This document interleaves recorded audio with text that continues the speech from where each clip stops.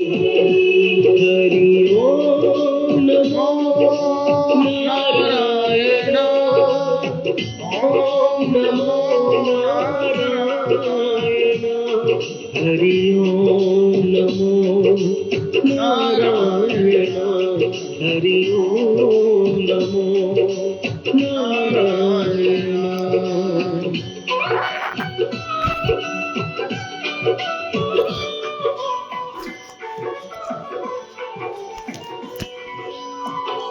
चंद्र नारायण नारायण हरि हरि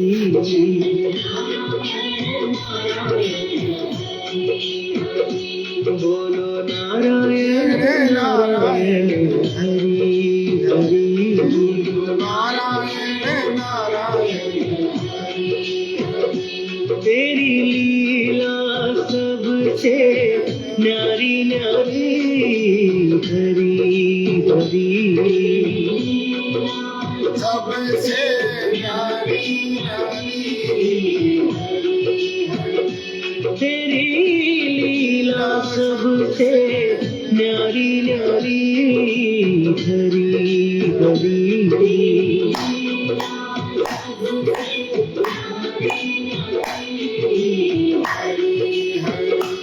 भजमन नारायण नारायण हरि हरि जय जय नारायण नारायण हरि हरि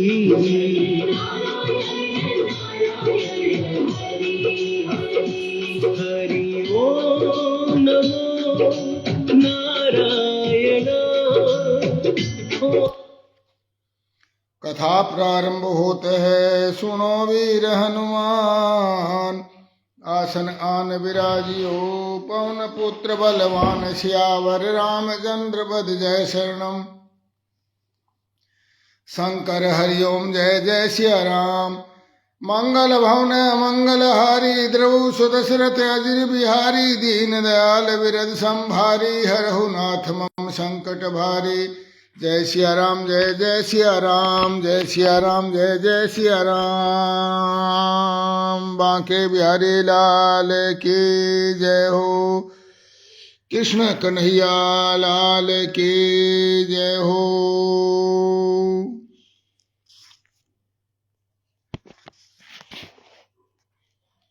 कल की कथा में हमने देखा कि वही होता है जो परमात्मा परमपिता परमात्मा ने करना होता है। उसकी माया के वशीभूत कभी देवता जीत जाते हैं, कभी असुर जीत जाते हैं, कभी असुर हार जाते हैं, कभी देवता हार जाते हैं। जिस तरह दिन के बाद रात, रात के बाद दिन, ये काल चक्कर चल रहा है, तो परमपिता परमात्मा वामन का वेश धारण करके देखा कि अब इस समय भक्ति और योग के प्रताप से दैत्यों का साम्राज्य बढ़ गया है, अनीतियां बढ़ गई हैं। तो भगवान ने प्रत्यक्ष युद्ध की बजाय और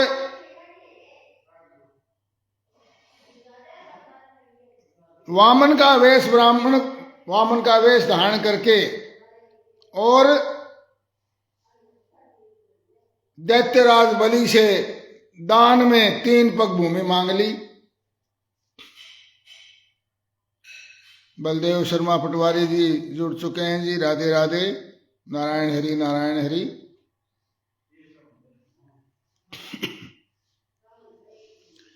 और उनके गुरु शुक्राचार्य जी ने उनको स्पष्ट कह दिया कि भाई ये विष्णु भगवान हैं और ये वामन का वेश धारण करके तेरे सारा साम्राज्य को लेने के लिए आए। तेरे पास एक फूटी कौड़ी बचेगी नहीं, बाद में तू अपना गुजारा कैसे करेगा। दान वही देना चाहिए जो आपकी कैपेसिटी हो, जिसमें आपको कुछ आगे के लिए कुछ थोड़ा बहुत तो बच जाए।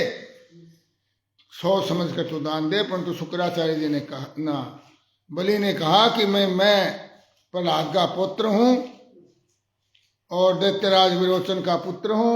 मेरी बहुत गौरवशाली इतिहास है। मैं वचन देने के पश्चात उसे वापस नहीं हो सकता, चाहिए विष्णु भगवान हो। और विष्णु भगवान है तो मेरे इससे बड़ी जीत क्या होगी कि ये मेरे घर खुद भीख मांगने के लिए आ गए, दान मांगने के लिए आ गए। और विष्णु भगवान नहीं है तो ये तीन जो भूमि है, जो यदि कोई और माया भी है तो मैं इसको बाद में युद्ध में हरा दूंगा। और यदि विष्णु भगवान है और ये सब कुछ मेरा इन्हीं का दिया हुआ है तो ये ले भी जाएंगे तो मुझे क्या इससे फर्क पड़ेगा, मैं अपने जबान से नहीं हटूंगा। ऐसा कह करके बलि ने संकल्प ले लिया। संकल्प लेते ही भगवान वामन जो है उनका आकार बढ़ने लगा और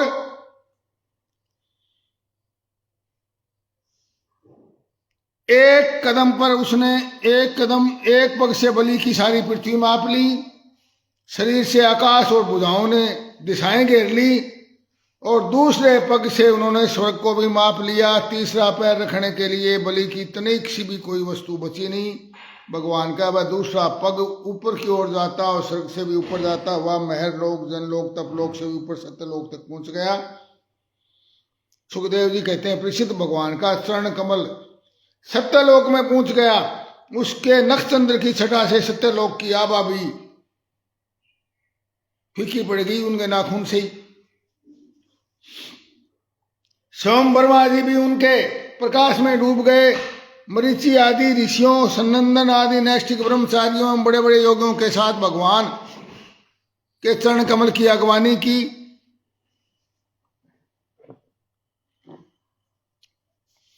भगवान ब्रह्मा की कितनी बड़ी पवित्र व विष्णु भगवान की नाभि कमल से उत्पन्न हुए हैं। उन्होंने ब्रह्मा जी ने भगवान की पूजा अर्चना और प्रक्षालन किया। उन भगवान की फिर स्तुति की। परीक्षित ब्रह्मा के कमंडलों का वही जल विश्वरूप भगवान के 5 पांव पखारने के कारण, पवित्र होने के कारण और गंगा जी के रूप में परिणित हो गया। बोलिए गंगा मैया की जय। नारायण हरि, नारायण हरि। जो पांव पखारे उसमें से कमंडल में उस वो जल जो है वो पवित्र होने के कारण गंगा नदी के रूप में परिणित हो गया, जो आकाश मार्ग से पृथ्वी पर गिरकर तीनों लोगों को पवित्र करती हैं और इसलिए उनका नाम त्रिपथगामिनी भी है। यह गंगा जी क्या है? यह भगवान की मूर्तिमान उज्जवल कीर्ति है। जब भगवान ने अपने कुछ स्वरूप को छोटा कर लिया और अपनी विभूतियों को समेट लिया तब ब्रह्मा आदि लोकपालों ने अपने अनुचरों के साथ बड़े आदर भाव से स्वामी भगवान को अनेकों प्रकार की भेंटें समर्पित की। दैत्यों ने देखा कि वामन भगवान ने 3 पृथ्वी मांगने के बहाने सारी पृथ्वी छीन ली है। तब वे सोचने लगे कि ये हमारे स्वामी बलि इसमें यज्ञ में दीक्षित हैं, वो तो कुछ कहेंगे नहीं। इसलिए वो चिढ़कर वो आपस में कहने लगे, अरे ब्राह्मण नहीं है, मायावी विष्णु है, ब्राह्मण के रूप में छिप कर देवताओं का काम बनाना चाहता है। पहले तो इसने ब्रह्मचारी का वेश बनाकर याचना की, फिर हमारा सर्वस्व ही हरण कर लिया। हमारे स्वामी सदा ही सत्यनिष्ठ है, परंतु यज्ञ में दीक्षित होने पर वे इस बात का विशेष ध्यान रखते हैं, इसलिए वे कभी झूठ नहीं बोल सकते क्योंकि वे ब्राह्मणों के भक्त हैं। इसलिए उनके हृदय में बड़ी दया है। और ऐसी अवस्था में हम लोगों का भी यही धर्म है कि इस शत्रु को मार डालें। ऐसा सोच करके उन्होंने हथियार उड़ा लिए। राजा बलि की इच्छा न होने पर भी ये सब बड़े क्रोध से सूल पठीस आदि लेकर वामन भगवान को मारने के लिए टूट पड़े। जब विष्णु भगवान ने पार्षदों ने देखा कि दैत्यों के सेनापति आक्रमण के लिए जा रहे हैं, दौड़े आ रहे, तो उन्होंने हंसकर अपने अपने शस्त्र उठा लिए। राजा बलि ने देखा कि भगवान के पार्षद मेरे सैनिकों को मार रहे हैं और वे भी क्रोध में भरकर उनसे लड़ने के लिए तैयार हो रहे हैं, तो उन्होंने शुक्राचार्य के शाप का स्मरण करते हुए उनको रोक दिया। अशोक कुमार रतिया जी राधे राधे, बलदेव शर्मा जी राधे राधे। बलि ने अपने दैत्यों को रोक दिया युद्ध करने से। उन्होंने कहा, उन्होंने विप्रचिति राव ने आदि देवताओं को संबोधित करके कहा, भाइयों मेरी बात सुनो, लड़ो मत, वापस लौट जाओ, ये समय हमारे कार्य के अनुकूल नहीं है, क्योंकि गुरु ने श्राप दे दिया कि तुम श्रीहीन हो जाओ। मेरी बात नहीं मानी। और यदि कोई पुरुष चाहे कि मैं अपने प्रयत्नों से इस सारे सुख दुख को दबा दूं, तो यह उनकी शक्ति से बाहर की बात है।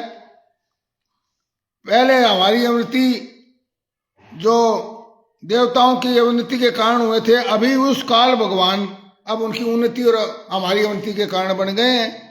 पहले काल भगवान ने देवताओं की उन्नति करी थी, अब वो उनकी उन्नति के कारण बन गए और हमारी अवनति के कारण बन गए।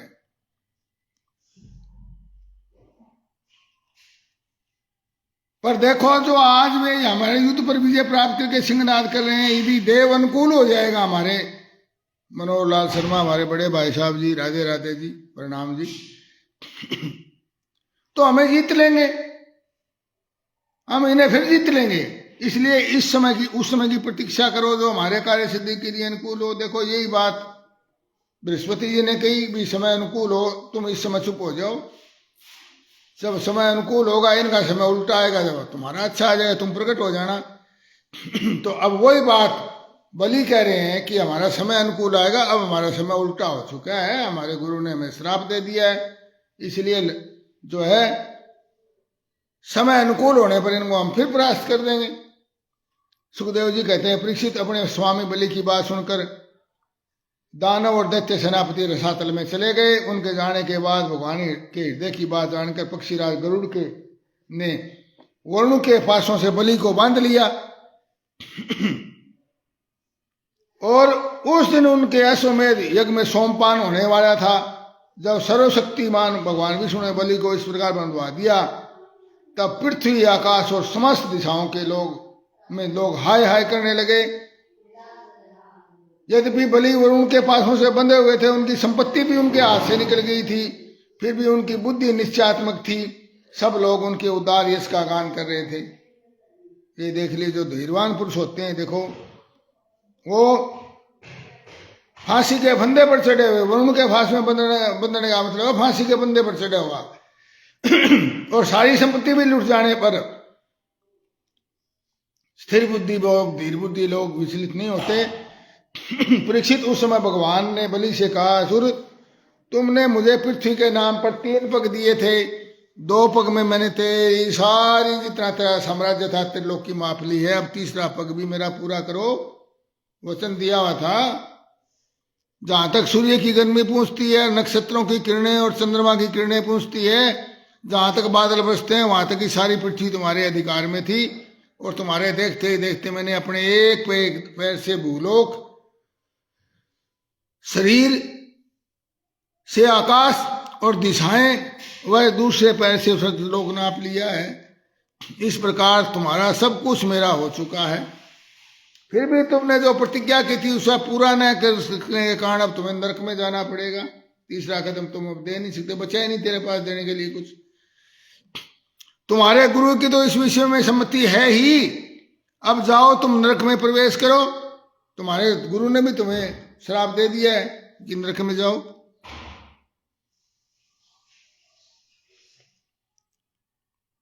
जो याचक को देने की प्रतिज्ञा करके मुकर जाता है वो और इस प्रकार उसे धोखा देता है, उसके सारे मनोरथ व्यर्थ हो जाते हैं। वहां के बिहारी लाल की जय।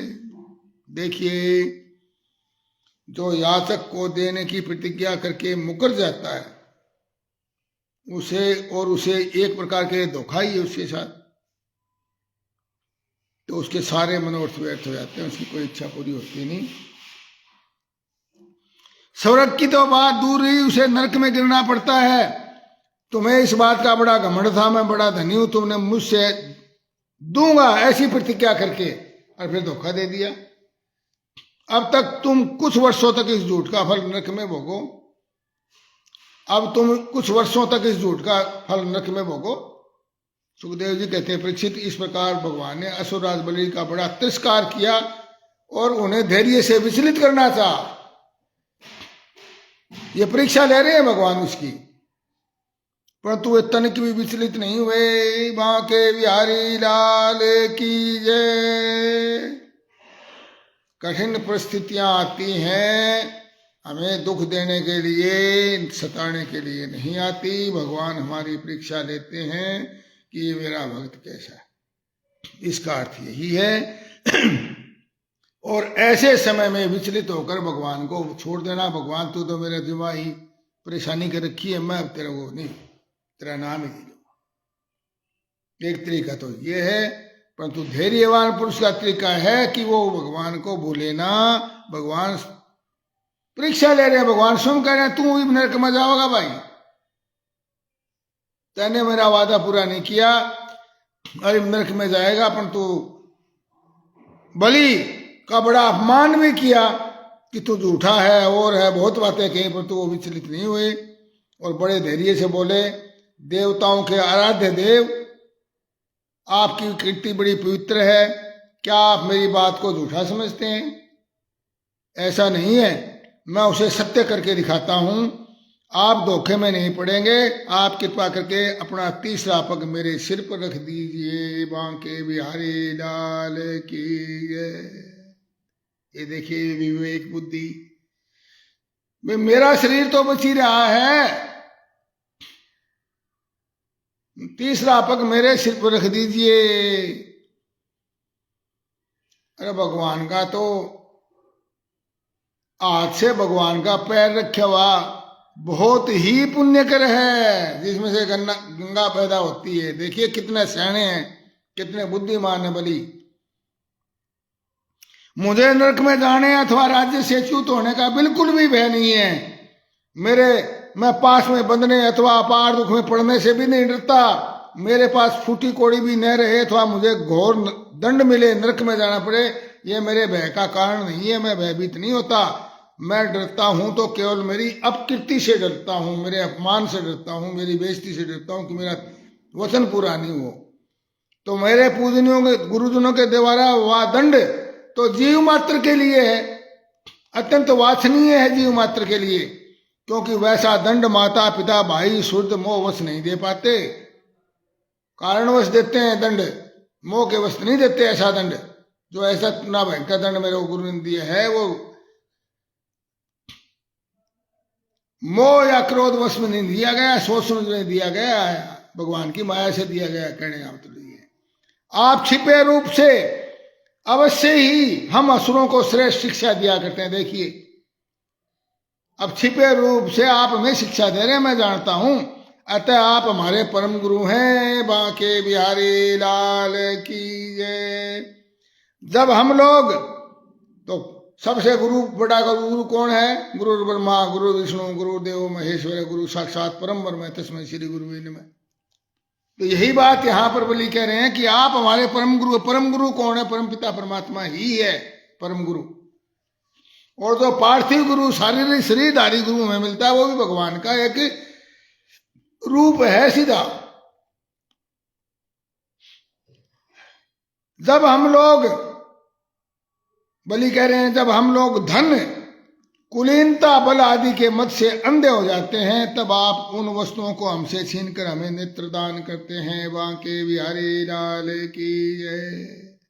अब देखिए, असुर और सुर कोई अलग अलग है नहीं।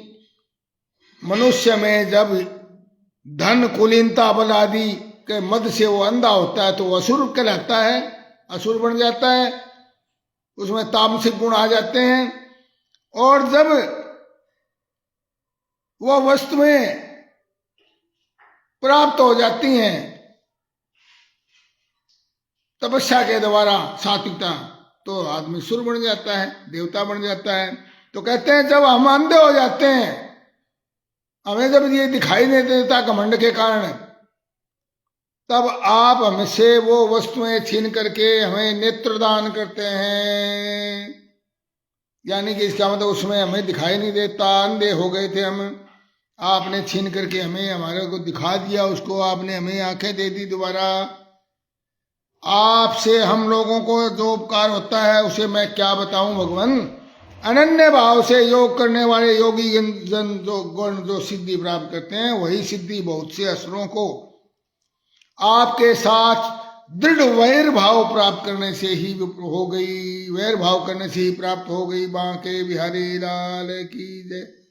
अब देखिए, दृढ़ प्रीति और दृढ़ वैर, भगवान कहता है मेरे से दृढ़ रूप में, सच्चे रूप में से वैर भी करोगे तो मुझे ही प्राप्त होंगे। बांके बिहारी लाल की। क्योंकि भगवान ने उन लोगों को उनसे वैर करने के लिए, कुछ लोगों को उनसे मित्रता करने के लिए, कुछ लोगों को उनसे वैर करने के लिए 3 तरह की सृष्टि की है, त्रिगुणी सृष्टि, और कुछ रजोगुणी सृष्टि है।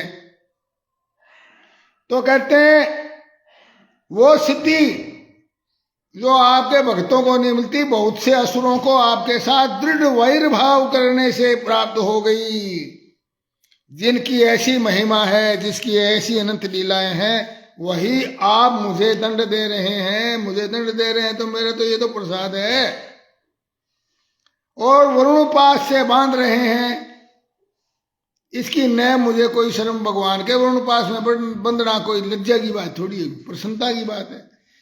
और न किसी प्रकार का मुझे पीड़ा है। प्रभु मेरे पिता में प्रहलाद की कीर्ति सारे जगत में प्रसिद्ध है। वे आपके भक्तों में श्रेष्ठ माने गए हैं। उनके पिता हिरण्यकशिपु ने आपसे वैर विरोध रखने के कारण अनेकों प्रकार के दुख दिए उन्हें, परंतु वे आपके प्राण रहे। उन्होंने अपना जीवन आप पर ही निछावर कर दिया। हिरण्यकशिपु ने, उन्होंने यह निश्चय कर लिया कि शरीर को लेकर क्या करना है, जब एक दिन ये साथ छोड़ ही देगा। और वो हिरण्यकशिपु भी कौन था? विजय, जय विजय, हिरण्यकशिपु, हिरण्याक्ष, तो ये सब एक ही है, देवता और दैत्य।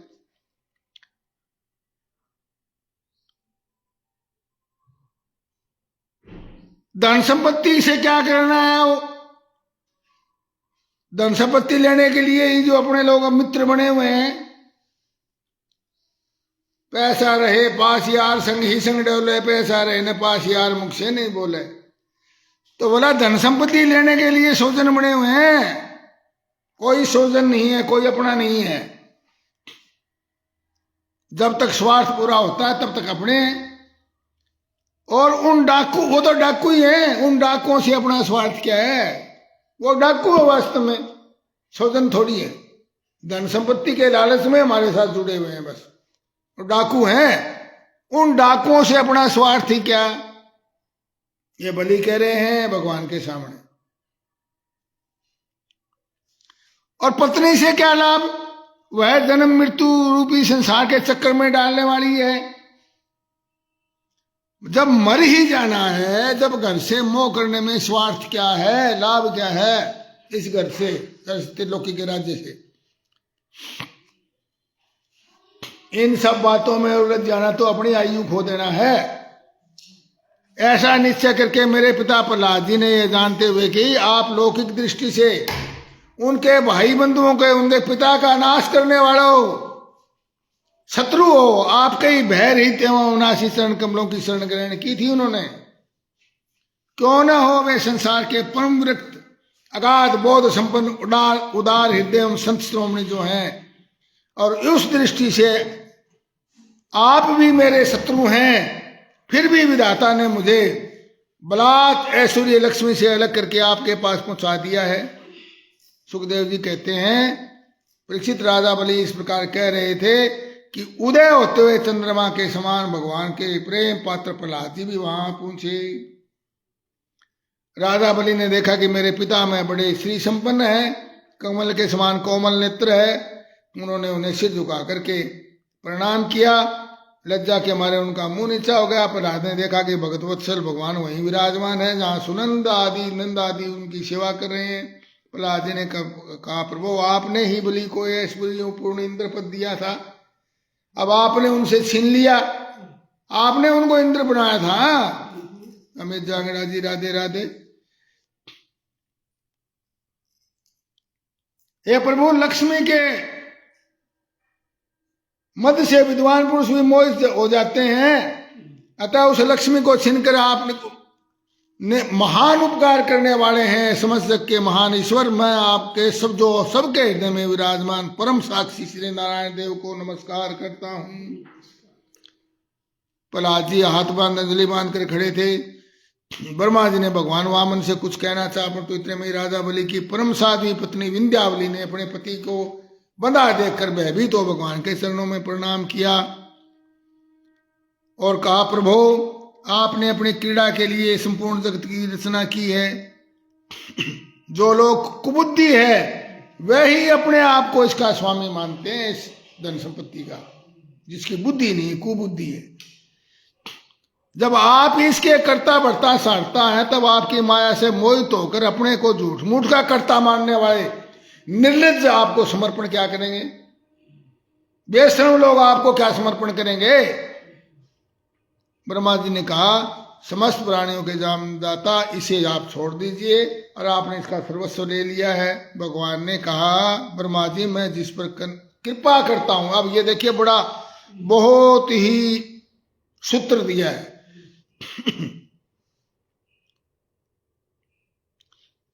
श्री भगवान ने कहा, ब्रह्मा जी मैं जिस पर कृपा करता हूं उसका धन छीन लिया करता हूं। बांके बिहारी लाल की जय। अब मूर्खों को ये चीज समझ में नहीं आ सकती, दुर्बुद्धियों को ये बात समझ में नहीं आ सकती। बोला, जिस पर मैं कृपा करता हूं उसका धन छीन लिया करता हूं, और जिसका अनिष्ट करना होता है उसको धन दौलत देके उसका बुद्धि को भ्रष्ट कर देता हूं। जिस पर मैं कृपा करता हूं उसका धन छीन लिया करता हूं, क्योंकि जब मनुष्य धन के मत से मतवाला हो जाता है तब मेरा और लोगों का तिरस्कार करने लग जाता है। यह जीव अपने कर्मों के विवश होकर अनेक योनियों में भटकता रहता है, फिर मेरी कृपा से मनुष्य का शरीर प्राप्त करता है। जो लोग मेरे शरणागत होते हैं वो इन चीजों में, धन आदि में मोहित नहीं होते। यह बलि दानव और दैत्य दोनों ही वंशों में अग्रगण्य है और उसकी कीर्ति बढ़ाने वाला है। उसने इस माया पर विजय प्राप्त कर ली है। वास्तव में जिसे जीतना अत्यंत कठिन है, माया को जीतना बड़ा कठिन है, उस माया पर विजय प्राप्त कर ली है। तुम देख रहे हो इतना दुख भोगने पर भी ये मोहित नहीं हुआ। इसका धन छीन लिया, राजपद से अलग कर दिया, तरह तरह के आक्षेप, मैंने बहुत बड़ी बड़ी बातें इसको कही, बुरी बुरी बातें। शत्रुओं ने बांध लिया इसे, भाई बंधु उसको छोड़कर भाग गए। इतने यातनाएं भोगनी पड़ी, परंतु यहां तक कि गुरुदेव शुक्राचार्य ने इसको इतना बड़ा फटकारा, उसको श्राप तक दे दिया, परंतु इसकी दृढ़वती, इस दृढ़वर्ती ने अपनी प्रतिज्ञा नहीं छोड़ी। बांके बिहारी लाल की जय। अनूप गोदारा जी राधे राधे। आदमी जो प्रतिज्ञा कर ले उसको ना छोड़े। पवन शर्मा जी राधे राधे। राम राम जी। मैंने इससे छल भरी बातें की थी, मन में छल रखकर धर्म का उपदेश किया था, परंतु इस सत्यवादी ने अपना धर्म नहीं छोड़ा। भाई होगी सो देखी जागी, मत छोड़ धर्म की डोरी को। धर्म नहीं छोड़ा इसने, धर्म की डोरी को छोड़ा नहीं। जो कुछ होगा सो होगा। देखो कितना बुरा बुरा हुआ, और मैंने इसको छल भरी बातें कह के बरमाने की कोशिश की, परंतु उसने धर्म नहीं छोड़ा। अतः मैंने इसे है वो स्थान दिया है जो बड़े बड़े देवताओं को इनकी कठिनाई से प्राप्त होता है। सावर्णी मनवंतर में यह मेरा परम भक्त इंद्र होगा। 8वां जो मनवंतर आएगा उसमें ये मेरा परम भक्त इंद्र होगा। जब तक ये विश्वकर्मा के, तब तक ये विश्वकर्मा के बनाए हुए सुतल लोक में रहेगा। अजय वत्सी राधे राधे। और वहां रहने वाले लोग मेरी कृपा दृष्टि का अनुभव करते हैं सुतल लोक में, इसलिए उन्हें शारीरिक अथवा मानसिक रोग, थकावट, तंद्रा, बारी या भीतरी शत्रुओं से पराजय और किसी विघ्नों का सामना नहीं करना पड़ता सुतल लोक में। और सुतल लोक जो है वो इंद्र लोक, स्वर्ग लोक से भी बहुत ज्यादा सुविधाजनक है। बलि को संबोधित कर, महाराजा इंद्रसेन तुम्हारा कल्याण हो। भगवान कह रहे हैं बलि को, महाराजा इंद्रसेन, इंद्र के भी राजा, तुम्हारा कल्याण हो। अब तुम अपने भाई बंधुओं के साथ उस सुतल लोक में जाओ जिसे स्वर्ग के देवता भी साथ रखते हैं। जिस सुतल लोक की देवता लोग भी तरसते हैं सुतल लोक के लिए। बड़े बड़े लोकपाल भी अब तुम्हें पराजित नहीं कर सकेंगे, दूसरों की तो बात ही छोड़ो। जो दैत्य तुम्हारी आज्ञा का उल्लंघन करेंगे, मेरा सुदर्शन चक्र उनके टुकड़े टुकड़े कर देगा। जो मैं तुम्हारी और तुम्हारे अनुचरों और भोग्य सामग्री की सब प्रकार से विघ्नों से रक्षा करूंगा। भगवान उसके बलि के द्वार आगे रूप दे रहा, बलि के द्वार के आगे द्वार पार रह करके तेरे द्वार के आगे तेरी रक्षा करूंगा। वीर बलि, तुम मुझे वहां सर्वदा सर्वदा अपने पास रखोगे, मैं एक सेकंड भी आपको पास छोड़ूंगा नहीं, आपका साथ हमेशा आपके साथ रहूंगा। देव दानव और दैत्यों के संसर्ग से तुम्हारा जो कुछ असुर भाव होगा वो भी मेरे प्रभाव से तुरंत दब जाएगा और नष्ट हो जाएगा। बांके बिहारी लाल की जय। कथा समापत होते है, सुनो वीर हनुमान। कथा हमारी वैकुंठ में, आप करो विश्राम। सियावर रामचंद्र पद जय शरणम। शंकर हरिओम जय जय सिया राम। मंगल भवन मंगल हारी, द्रवौ दशरथ अजिर बिहारी। दीन दयाल विरद संभारी, हरे नाथ मम संकट भारी। जय सिया राम जय जय सिया राम। जिन्होंने त्याग किया हमेशा, वही कुछ पा सके हैं। छोड़ने वाले ही पाते हैं। जिनने भक्ति करी दिन रात, वो अंदर नहीं रहे खाली। भक्ति और त्याग एक ही बात है। भगवान के प्रति समर्पण होना, उसको त्याग कह लो चाहे भक्ति कह लो। तो निष्ठा से भगवान के प्रति समर्पित रहना चाहिए। और भगवान समय समय पर परीक्षा लेते हैं। जो परीक्षा में हार जाता है वो फिर तो घिचकोड़े खाता फिरता रहता है, धक्के खाता हुआ इस भवसागर में। और जो भगवान की परीक्षाओं में खरा उतर जाता है और उसको सुखपूर्वक भोगता है, रो रो कर नहीं, सुखपूर्वक भोगता है उन कष्टों को, वास्तव में वही भगवान का अपना हितैषी भगत है। हमारी निष्ठा भगवान के प्रति रहनी चाहिए। जिस भी रूप में रहे निष्ठा, रूप किसी रूप में हो सकती है। उन्होंने कहा निष्ठा से मेरे से शत्रुता भी रखते हो आप, तो मैं उसको पूरा पूरा उसको निष्ठा का फल दूंगा। निष्ठा होनी चाहिए बस। तो हम निष्ठा रखें भगवान में। और किसी भी जीवन में आने वाले किसी भी घटना से जो हमें कष्टकारी लगती है उससे विचलित ना हो, बल प्रसन्न रहें।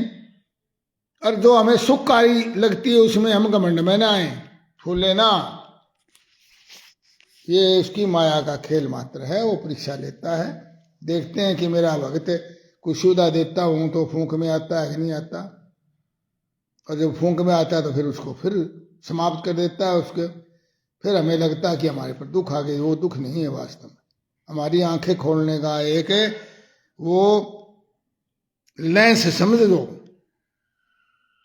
चश्मा समझ लो। तो इसलिए हम प्रभु को न भूलें। बांके बिहारी लाल की जय।